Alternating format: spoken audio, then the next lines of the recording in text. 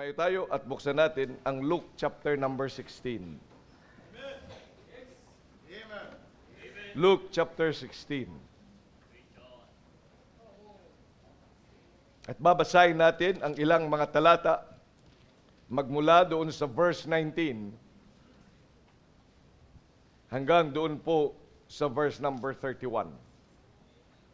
Luke chapter 16.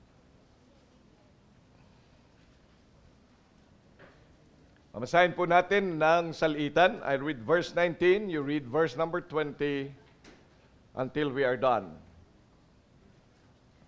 There was a certain rich man which was clothed in purple and fine linen, and fared sumptuously every day.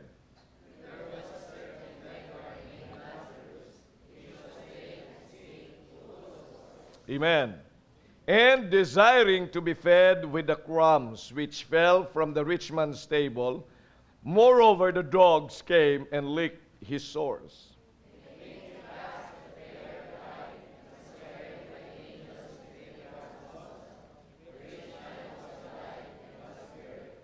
And in hell he lift up his eyes, being in torments, and seeth.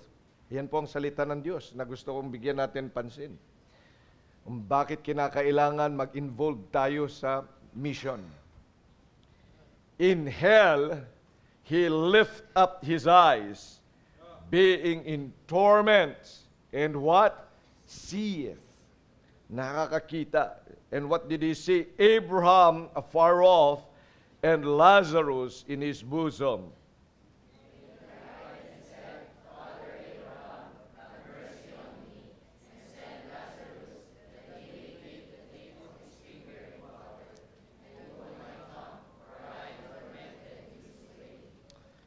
I hope na iintindihan natin yung sinasabi ng mama na ito that is being tormented.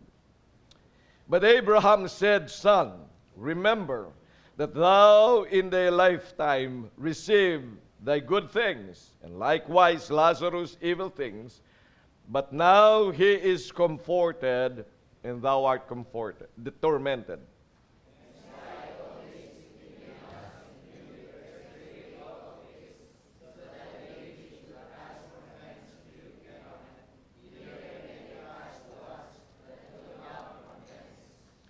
Then he said, I pray thee therefore, Father, that thou wouldest send him to my father's house.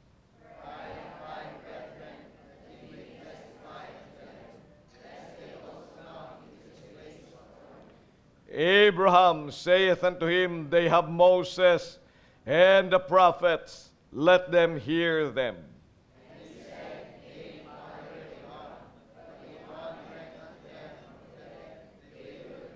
Verse 31, everybody. And he said unto him, If they hear not Moses and the prophets, neither will they be persuaded, though one rose from the dead. Dakilang Diyos, pagpalain mo po ang inyong salita sa aming kalagitnaan. Ito po, Panginoong Diyos, ay inyong itinuro sa inyo pong mga disciples at sa mga tao when you came on earth. At maraming salamat na ito ay inyong ipinatala and preserved para po, Panginoon, sa amin pong kalinangan sa aming panahon.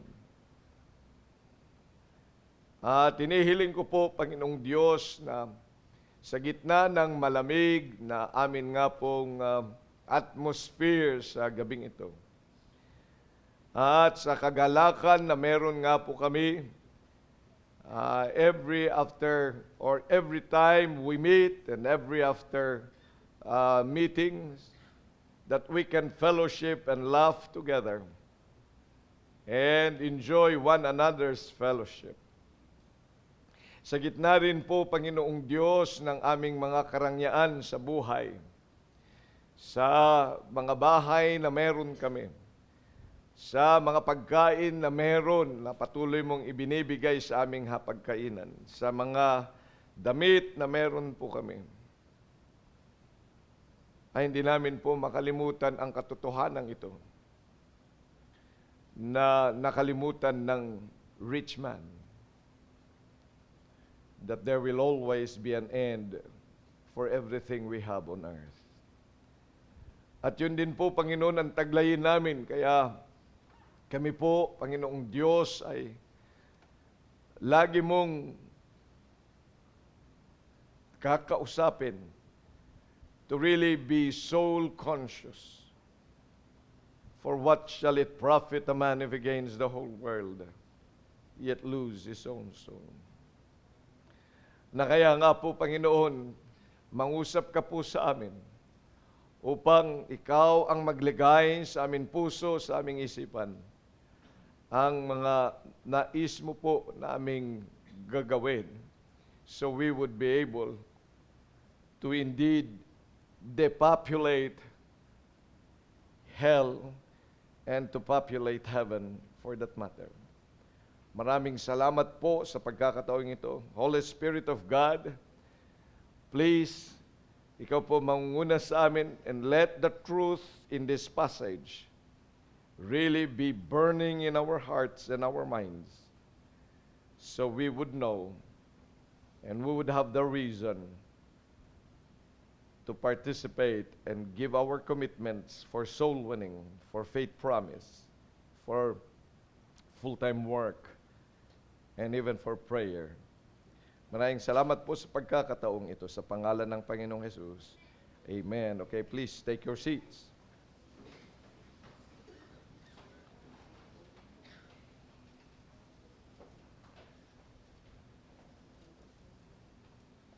Dapat po ay maunawaan natin ang mga dahilan kung bakit tayo ay magko-commit.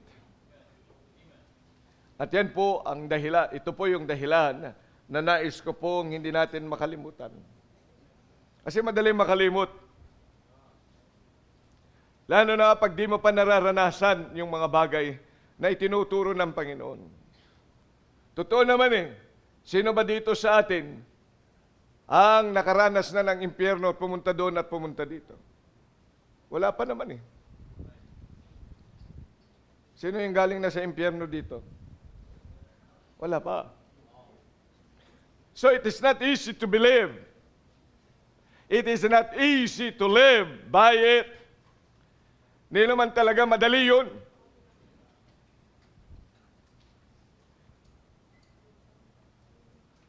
Kaya nga maraming mga lumalaban diyan. Kaya sinasabi nila na ang isang pastor, na isang simbahan, nangangaral ng about hell, about lake of fire, about what Lazarus and this rich man, you see, they're telling us that tayo po ay nananakot lang ng tao. At ginagamit natin ito para humakot ng maraming tao. Para sila ay magbigay. Hindi mo sila masisisi. Sabagat wala pa naman, hindi pa nga yan nangyayari, wala pa nakakita. Pero maraming salamat sa atin po tayo naniwala because we know that Jesus Himself created hell. Siya mismo. Siya mismo ang gumawa ng impyerno. Pero yan po ay hindi para sa atin. Ano sabi ng Matthew? Chapter 25, verse number 41.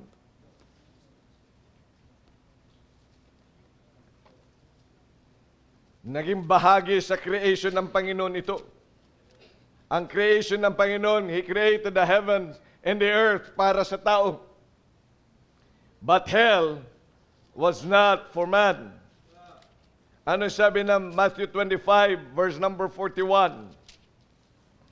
Then shall He say also unto them on the left hand, Depart from me, ye cursed, into everlasting fire, prepared for the devil and his angels. You see the truth in there. Hindi talaga create ng Diyos ang impyerno na everlasting fire para sa atin. It was intended for angels who went against God, yung mga lumaban sa Diyos. Pero alam mo kung bakit marami ang pupunta doon ng mga tao? It's because sin came also to man. Kaya nga kaya yan ang unang ginawa ng dyablo, to get into the man, para magkasala. Dahil ang kasalanan lamang ang magdadala ng tao doon sa dagat-dagatang nagniningas ng apoy at asupre. Because angels who have rebelled against the Lord, they cannot repent. Ngayon mga rebelde na anghel, they will do everything they can para magsama pa sila, para hindi lang sila, magsasama pa sila nung mga create ng Diyos. Because man, ikaw at ako, tayo po ang crowning creation ng Diyos. Tayo po ay minahal ng Panginoon. Because He said, I'm going to create man according to our image. We were created in the image of God. Kaya ikaw at ako ay mahalaga, yung kapitbahay mo ay mahalaga, yung mga tao marahil din na tinatawanan mo ay mahalaga pa rin sa Diyos. For God so loved the world that He gave His only begotten Son. Kaya dapat matutunan mo magmahal sa mga bagay na yan kahit hindi ka mahal-mahal sa tingin mo. But God created them because they loved. He loved everyone. And He did not plan for us to go to hell for that matter. Hindi yan para sa atin ng everlasting fire. A fire that is never quenched. Hindi para sa atin yun. Hindi yan create ng Diyos. Yan ay para sa mga rebelding anghel. Pero bakit ang tao ay pupunta doon? Dahil nga sumunod sila. Saan? Sa salita ng rebelding anghel. Ang rebelding anghel na yan po ay si Satanas. At siya ay real. Totoo na nandiyan siya. Kaya nga siya naglalagay ng doubt sa isipan mo, ng galit sa puso mo, ng mga bagay na unbelief para sa Diyos. Kaya kung hindi ka nga makapaniwala ng gusto sa kanyang salita. Do you know that? Why? Because of the devil doesn't want you to believe him. Gusto niya siya ang pakinggan mo. Gusto niya na sa kanya ako sumunod. Kaya nga ang Panginoon, pinasulat niya ang kanyang salita para hindi tayo masinsay ng dyablo. Because the devil is real. Kaya alam niyo, kapag mayroong isang tao na naririnig mo, pinagdududahan niya ang salita ng Diyos, sabihin mo sa kanya, yung dila mo, dilang dyablo. Oh, anyone who doubts the Word of God and says that the Word of God is not inspired and it's not preserved. Pero mo yan, hindi galing sa Diyos ang King James Bible. Sasabihin mo, ay nasaan yung galing sa Diyos? Ay di wala na sa atin. Kapag yan ay question mo ang salita ng Diyos, ay di kagaya ka ng dyablo. That's why we always say and emphasize that we must believe with all our hearts that the Bible, the King James Bible, is the inspired Word of God. At hindi tayo dapat pumayag na may magsasabi kahit pa pastor yan, kahit baptist yan, kahit pa nagtuturo ng Bible school din yan. If he does not believe in the inspired, preserved Word of God, nagdidilang anghel. Because the Lord said, my words shall never pass away. Niyan mawawala, kahit pan isang kudlit ay hindi mawawala. Hindi magbabago ang salita ng Diyos. At maraming salamat, may salita ang Diyos sa atin ngayon. Kaya kung ikay nagsasabi naman na anak ng Diyos at naniniwala sa kanyang salita, ay di dapat dyan ka sa kanyang salita. At huwag mong kalilimutan yung mga bagay na yan. Because the devil would want always. Kaya nga pagdating lang panahon, ano sabi niyan? That even the devil ay siya'y luluhod at sasabihin, Jesus is Lord. Pero hindi pa rin niya tatanggapin ang Panginoon. And it would be too late. because he has rebelled against the Almighty God. Kaya yung impyerno, mga kapatid, mga kaibigan, yan po ay hindi para sa atin. Pero dadalhin ng dyablo ang mga tao yan. Mga mahal mo sa buhay. Buti na lang, ikaw po, tayo ay nakakilala sa Panginoong Hesukristo. Amen? Kaya, yan po yung dapat nating tandaan. He would make us doubt about hell. He would give us so much joy on earth. Para makalimutan natin yung hirap saan, doon sa impyerno, na ngayon ay nangyayari na. Itong nakatala na ating binasa kanina, mga kapatid, nangyayari na yan. At hanggang ngayon, ay naroon pa rin yung rich man. And he's still crying. Pero dahil masaya tayo, dahil nakakakain tayo, dahil may sasakyan tayo, dahil may aircon, dahil may mga gandang damit at magagarang mga gamit, akalimutan natin ang hiyaw ng mga tao doon sa impyerno. Ngayon, nangyayari. As of today, habang ako'y sumisigaw dito at habang ika'y nakaupo dito sa kalamigang to, there are many, the lost souls in hell who are crying. At baka nga, yung isa doon ay yung mga unsaved mong mga mahal sa buhay at kakilala. And we just don't realize it. Ba yung pinanggalingan mo na lahi, yung pinagmamalaki mo na napakagandang inyong heritage, napakagandang lahi ninyo. But if they're dead and they are unsaved, isa yun sa humihiyaw.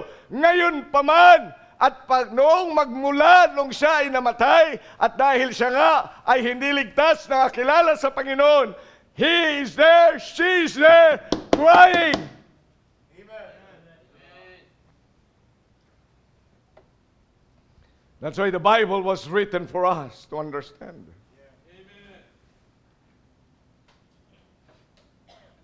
May kita nyo yung ating text kanina. In hell, he lift up his eyes, being in torments. So he's still tormented. And their torments and their cries, di na natin marinig. Alam mo kung bakit? Ang saya mo kasi, kapatid. Kasi masaya ka doon sa mga TikTok na napanood mo. O, tawa tayo ng tawa, di ba? Nakikitawa tayo doon. Yung naghahanap kay Ivan, yung naghahanap kay John Paul. O, yun, tawa tayo. Yung mga naghahanap kay Miko, yun, bakit ba mga hinahanap nila yung mga maiitim, ano?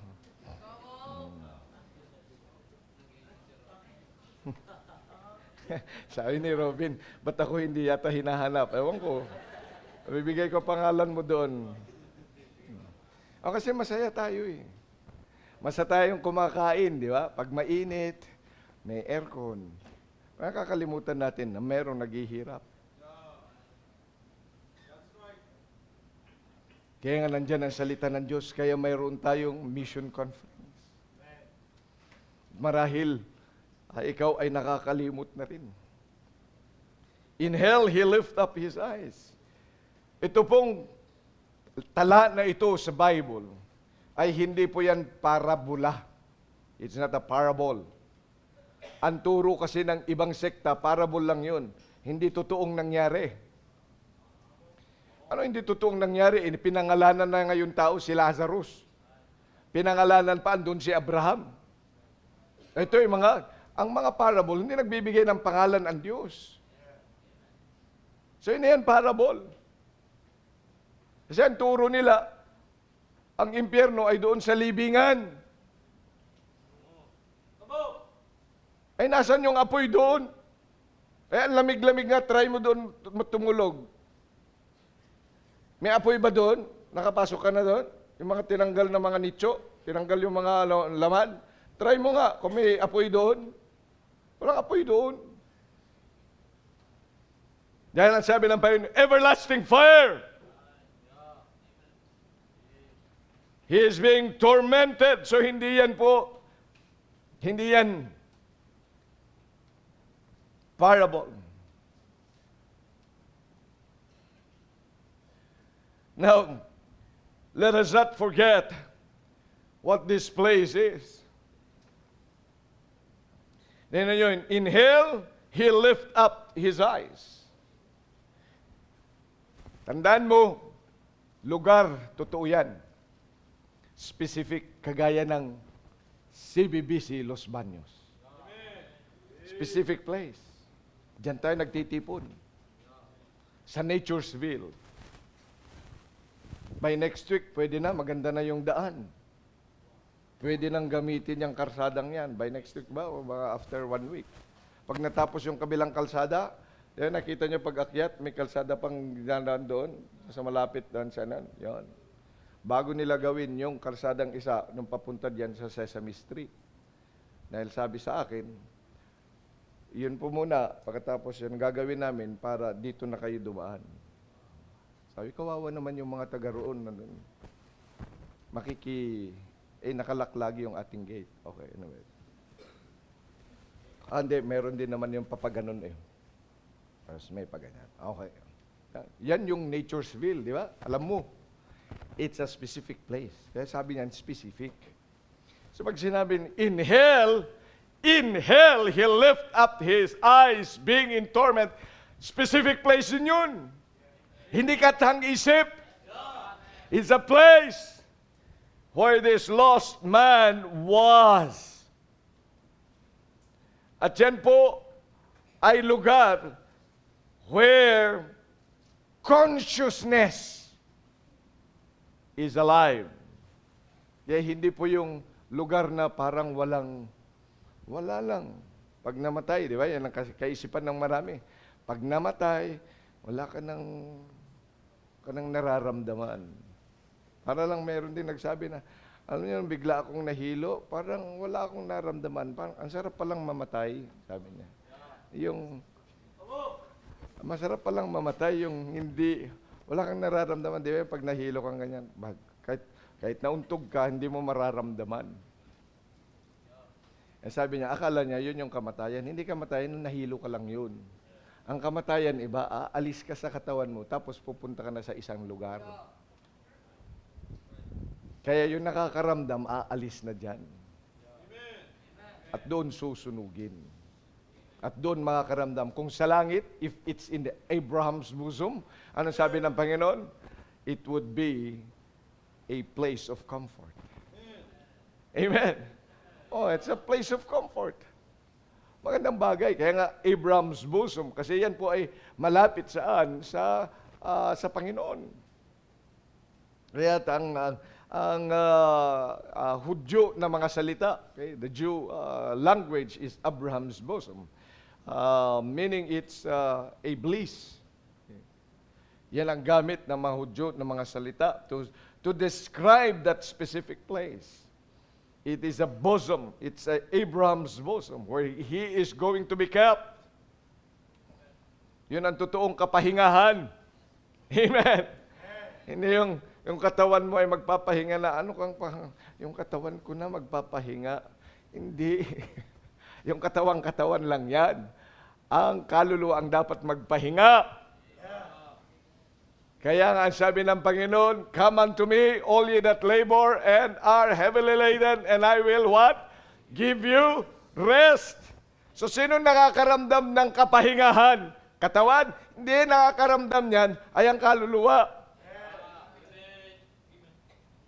Ayan po ang dapat nating tandaan. So it's a specific place Huwag mong kalilimutan. At may mga tao doon na kagaya ng rich man na ito who is being tormented. Anong torment niya? Tingnan sa verse number 24.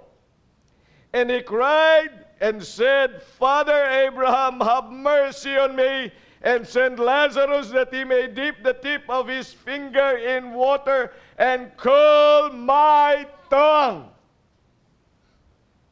So andun yung nakakaramdam. Ay, yung katawan nga niya, nandun na, nakalibing. May pakiramdam ba yun? Wala nga. Hindi nga nalaban eh. So nasaan yung pakiramdam? Saan yung nakakaramdam? Andun sa impyerno. Kaya lahat ng mga tao nakikita mo, it's either they are in heaven, in Abraham's bosom, or in hell. Amen. Kaya pag tumingin tayo, malapit na November 1, bibisita ka na naman.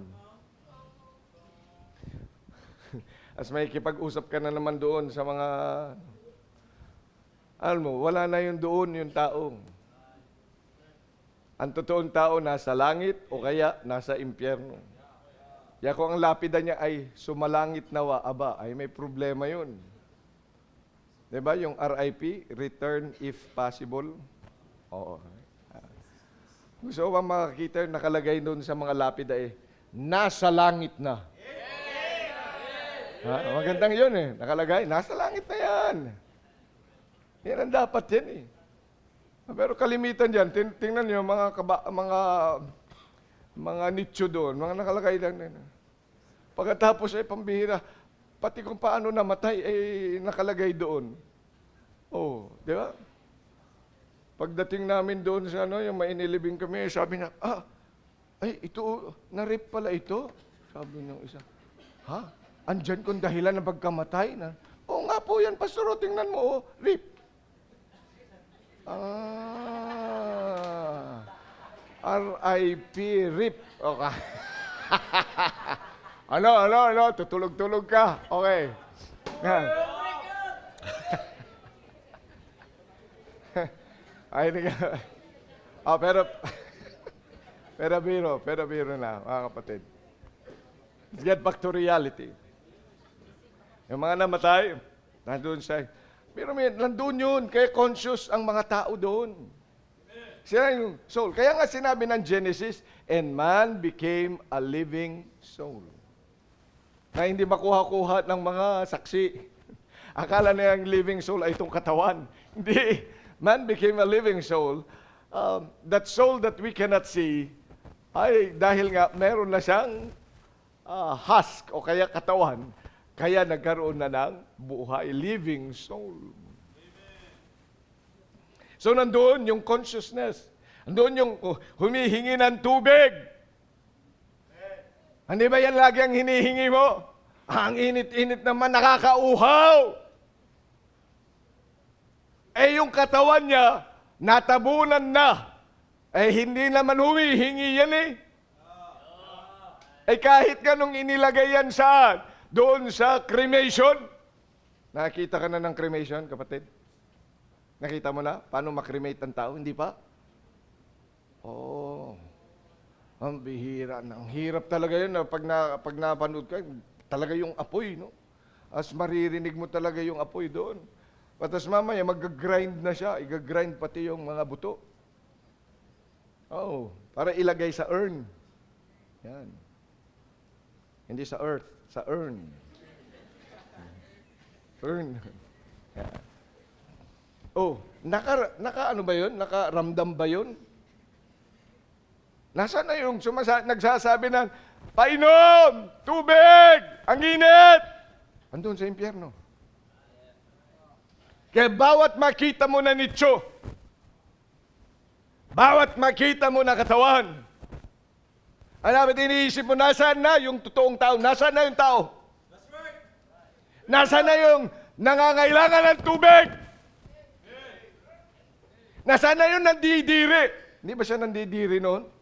Let Lazarus take water and dip in his hand. At yung, hindi bagay si Lazarus ay yung kanyang hindi inaasikaso doon sa kanyang, sa gate. na yung kanyang mga sugat ay dinidilaan lang ng aso, ng mga askal. Eh kung may mga sugat-sugat nun, hindi na niya inisip. Bakit? Dahil sa tormented. So it's a place of torment. Huwag mong kalilimutan, kapatid, na kahit ikaw ay masaya, kahit ikaw ay you are comforted now, there are people in hell who are not. Sa bawat paghingi mo ng tubig, meron ding humihingi sa impyerno. Pero hanggang ngayon, walang tubig na dumating.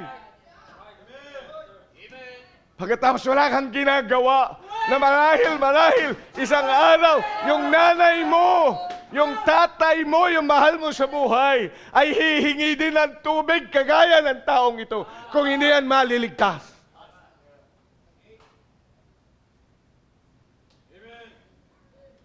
It's a place of torment. For your desires can never be satisfied in hell. Buti pa dito, pag tayo inaantok, nagugutom, mayroong kasagutan sa bawat ating paghingi. But in hell, there could be no more answered plea.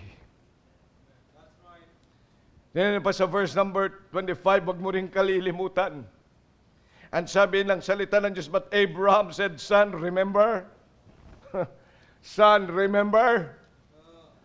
So nasaan na yung nakakaisip? Sana yung lagi na lang nagsisintimiento. Sana dalawa ang puso ko. Sana ganito. Sana nakakain ako na. Sana ganito ako. Sana naging professional. Sana naging doktor ako. Sana naging na. Nasaan na yung mga nakakaisip noon? Asan na siya? Nandoon sa impyerno! Sa bawat tingin natin ng mga ataol, sa bawat tingin natin ng isang patay, sa bawat tingin natin sa mga nicho doon, sa mga libingan, sa lahat na ikita natin, doon sa mga urn, sa marahil na ikikita natin, sa mga lapida na ikikita natin. Ang lahat ng ngayon, dapat kung ikaw ay Kristiyano, ay titingnan mo na sana yung taong ito who can remember.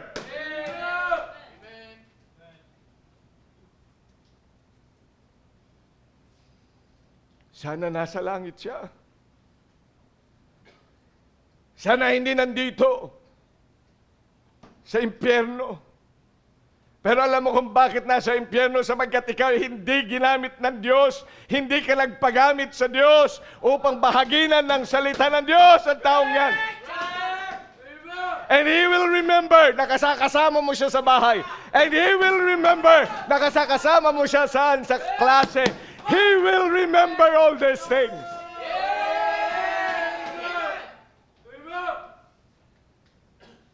He will remember the things, yung mga panahon na kayo magkasama sa kainan. He will remember the things yung kasama mo. Saan? Doon sa kayo sa kasiyahan. Doon sa inyong paglalakbay. Doon sa inyong mga excursion. Doon sa mga pinupuntahan nyo. He will remember all these things.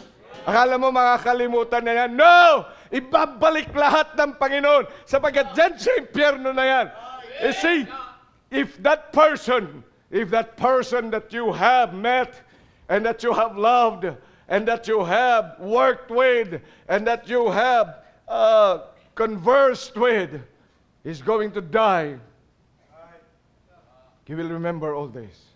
Makikita niya yung mukha mo. Yung mga natulungan mo.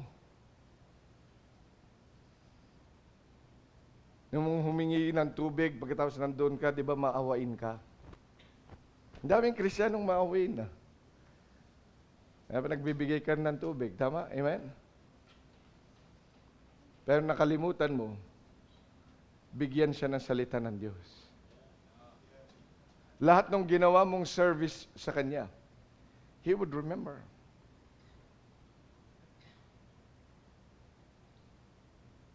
Pagkatapos wala kang awa sa kanyang kaluluwa. Dapat bilang isang Kristiyano, maawa tayo, nagbigay tayo ng pagkain sa kanila. Pero mas maawa ka sa kaluluwa niya. Kaya pag ikaw'y nagbigay sa kanila, make sure na sila ay nabahaginan mo ng salita ng Diyos. Otherwise, they'll die. And in hell, they will remember those. Pagkatapos makita niya, you see, he seeth. Nakita niya si Lazarus. Ano mas nakakalungkot talaga niyan? Sa impyerno, just imagine, habang binabasa ko nga ito ulit ano yun? Nandoon sila sa impyerno. Sinusunog. Madilim doon. Pero may nakikita silang maliwanag at kitang-kita ang mga tao. You know, that's the effect. I was looking at it, sabi ko, ito yun Ito mas lalong tormenting sa isang tao. Kita niya na may lugar na maganda, but he cannot go there.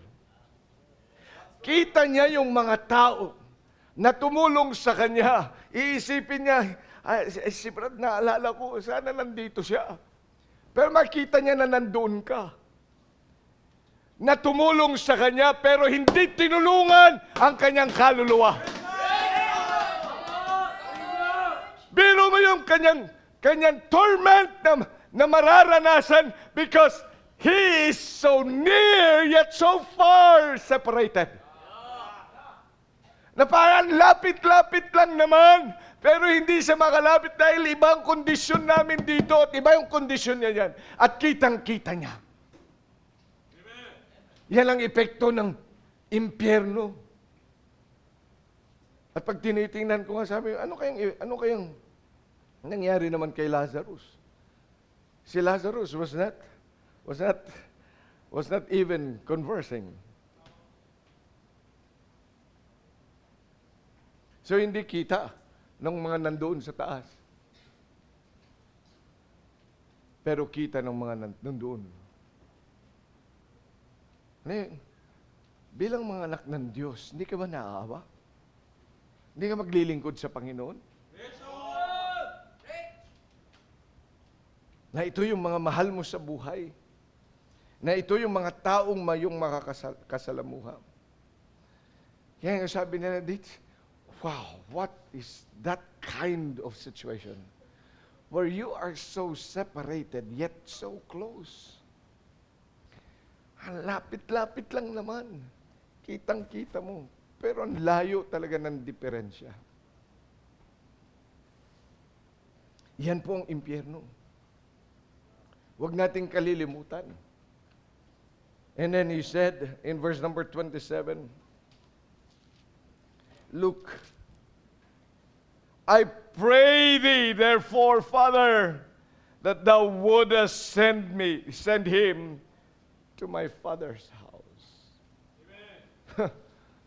Ang mga tao natutong mag-pray. But in hell, prayers could no longer be answered. Malang mali talaga ang turo ng Katoliko. Pagpa-pray mo siya, para maalis doon sa ano. Parang, gusto mo bang umalis ang iyong tatay doon sa impyerno? Special o hindi? Di special daw. Sige, Father, magkano? Special? 2,000 kada pray. So, 2,000 kada magpe-pray, 2,000. Sabi niya, Father, naka-1 taon na. Nasaan na po ang tatay ko? Pasalamat tayo sa Diyos at yung isang paa nasa kabila na. Sabi niya, so magpe-pray pa ba tayo? Ay, Father, huwag na ho. Ha? Ay, bakit hindi siya makakaalis doon? Hindi po, kasi na-amputate yung kaliwang paa ng tatay ko.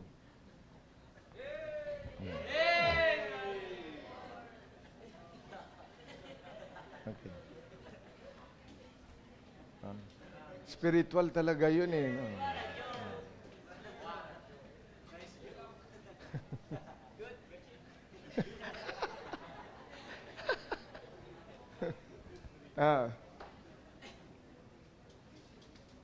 Pero wala na talagang answered prayer dyan. Answered prayer. Tandaan mo, kapatid, na walang answered prayers sa impyerno. At nakakaawa talaga ang mga tao. Anong gagawin mo? Ayaw mo pa rin mag-soul winning? Ayaw mo pa rin magdala ng mga tao? Hindi ka pa rin mababagbag ng iyong kalooban na marami pang mga tao, hindi lang dito sa atin, kundi sa ibang mga lugar. Para sa atin, kaya nga makakapagbigay tayo ng ating faith promise. Hindi ka ba makakapag-pray para dito sa ating mga missionaries? Hindi ka ba magbibigay para sa ating faith promise? Hindi mo sila ipapanalangin, hindi mo isusuko ang iyong buhay sa Panginoon samantalang ikay tinatawag ng Diyos. At sasabihin mo, may importante pa ho kong gagawin, Panginoon. I still have much things to do. And I'm still young. Siguro pagka medyo, nag-retire na ako, sa tingin mo darating pa ang pagre-retiro mo? Ang mga tao, yun ang kanilang kaisipan. Pag nagretiro na ako, tsaka ako ibibigay ang aking buhay. Tanong, makakapag-retiro ka pa ba? O kukuhanin ka ba bago mag-retire? Marami mga ganyan. Ikay kinataat na. Oh. Ngayon, sabi ng Panginoon, there would be no more pleadings. And then, tingnan niyo pa sa verse number 26.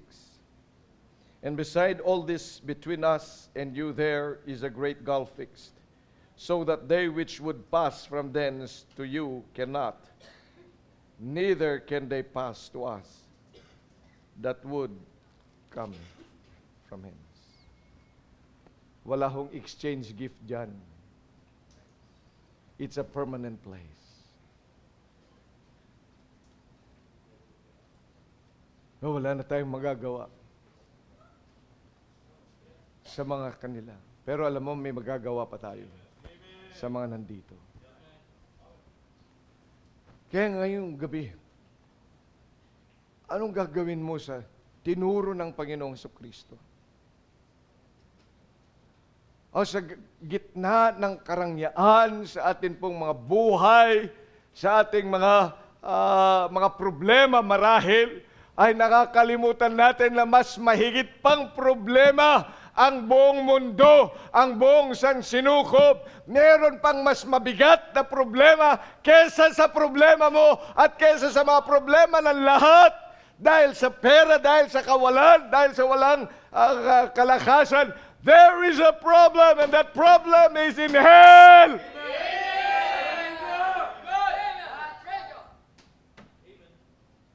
Let us remember them that died, and let us also look at the people who will soon die. Where are they going?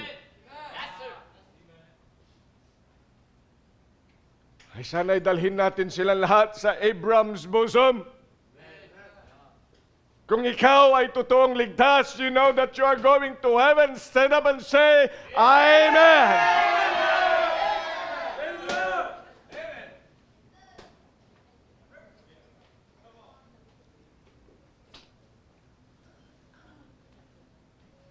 Pero marami pang hindi ligtas. Meron pa nga ang lalamig sa simbahan. Nasa simbahan na yan. Alam na niya ang salita ng Diyos. Pero kahit kailan ay hindi pa rin natigatig ang kanyang puso para mag-soul winning. Hindi pa rin siya natigatig sa kanyang puso na dapat lamang ay magdala ng kaluluwa sapagkat isang araw mamamatay pa rin naman yung taong yan.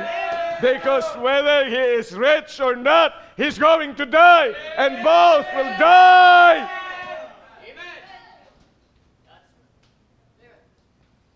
Let us look at people's next life. Kaya ngayong gabi, anong response mo? There is a reason kung bakit hindi tayo dapat tumigil sa ating ginagawa. Na kahit man sabihin natin that there is problem financially, marami tayong mga gastusin sa mga buhay natin, but we cannot stop the mission that the Lord has given us. Hindi pwede. Sapagkat at stake are the souls of men. At marahil yung mahal mo sa buhay yan. Marahil yung anak mo. Marahil yung lola mo. Marahil yung iba mong mga relatives. You must do something else.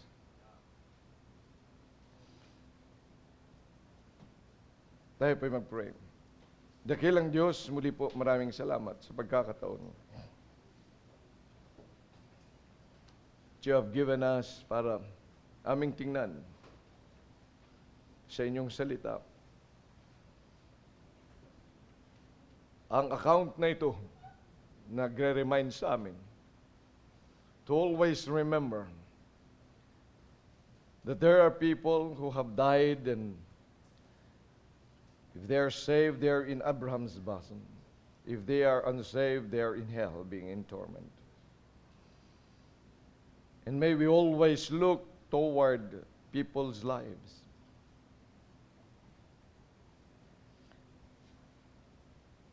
Paano pag sila din po ay binawian ng buhay? Alam ko po na marami sa amin dito. At we know that we are going there in heaven.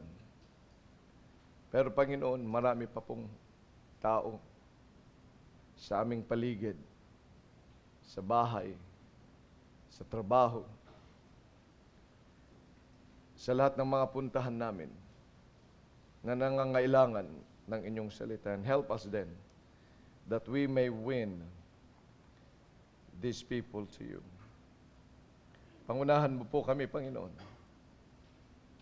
Ito po ang dahilan kung bakit kailangan nga po kami ma-involve.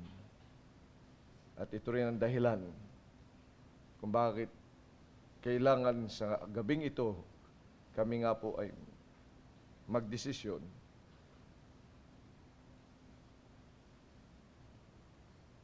na mag-commit para po sa inyong gawain. Manguna ka po sa commitment gagawin ng inyong mga anak sa pangalan ng Panginoong Jesus. Amen. I'd like you to bring out your commitment form. And remember, as you fill those up, remember these two men who represents also the men maybe that were saved, mahal mo sa buhay, at siya ay naligtas, nasa langit. But remember also this rich man, na marahil, kaibigan mo rin, mahal mo sa buhay, nakadaupang palad mo, pero nakalimutan mong bahaginan ng salita ng Diyos na naging mabait ka sa Kanya. O nakalimutan mo yan, and they are in hell. And so look at the other people. Mas marami pa sila. Anong gagawin mo ngayon, kapatid?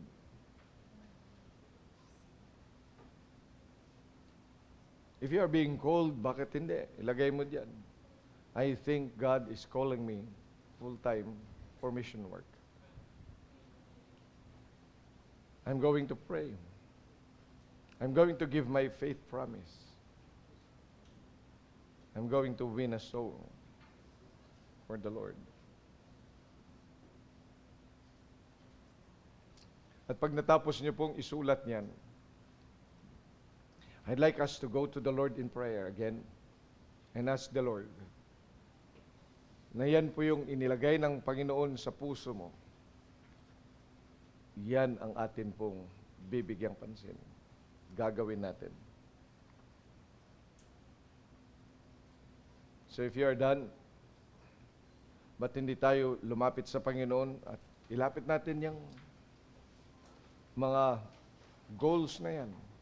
Lord, this is my goal. Ito yung pakikipag-usap mo sa akin.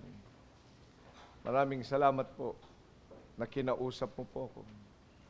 I know now what I'm going to do. ito po yung gagawin ko. Here am I, Lord. And here's my goal. Andito, sinagutan ko. Sabihin mo sa Panginoon, yung sinagutan mong yan, nabibigyan mo ng pansin at gagawin mo for God's glory. Not for anything else. Magpasalamat ka na kinausap ka ng banal na Espiritu. At kung ikaw naman ay nandito, at hindi ka man lang kinausap ng banal na Espiritu, God did not put anything in your heart. Ba't hindi mo hingin sa Diyos? Panginoon, bakit po? I need some confirmation. Gusto ko po, Panginoon, bigyan mo ako sa puso ko a decision to make and a decision to for mission. Ano po ang gagawin ko, Panginoon? Ask the Lord. Pwede naman nating hingin sa Kanya yun eh. At bigyan ka nun. May pag-usap ka sa Panginoon. You can plead. Because in hell, there could be no more answer for a plea. Pero sa ngayon, Panginoon, ba't wala akong desire? Ba't wala ako nitong desire na ito? Ano ang pinakamagandang iiyak mo yan sa Panginoon? Hanggang ikay kausapin ng Diyos at matapos sana ang buwang ito ay may ilagay na ng Panginoon sa puso mo. That you can rightly say, this is it. This is what the Lord has put in my heart. And I will do it.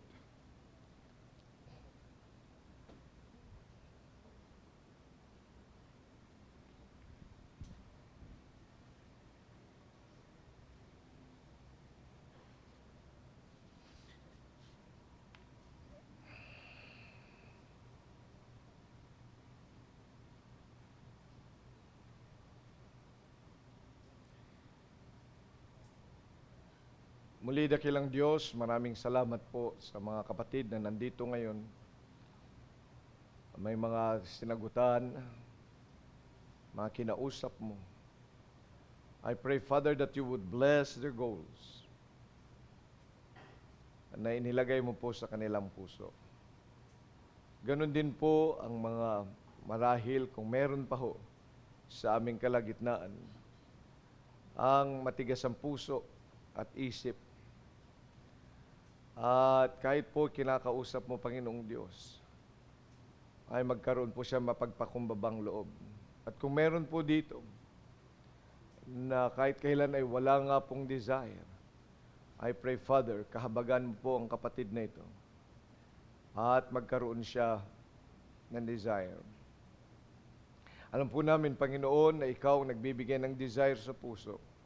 And so I pray that you would work in his heart and her heart para nga po makabahagi sa ganitong gawain. Maraming salamat po sa pribilehyo na makapaglilingkod pa ng another year para po sa inyong Great Commission. Kaya ikaw po, Panginoon, mangunguna sa amin sa pangalan ng Panginoong Jesus. Amen. Amen.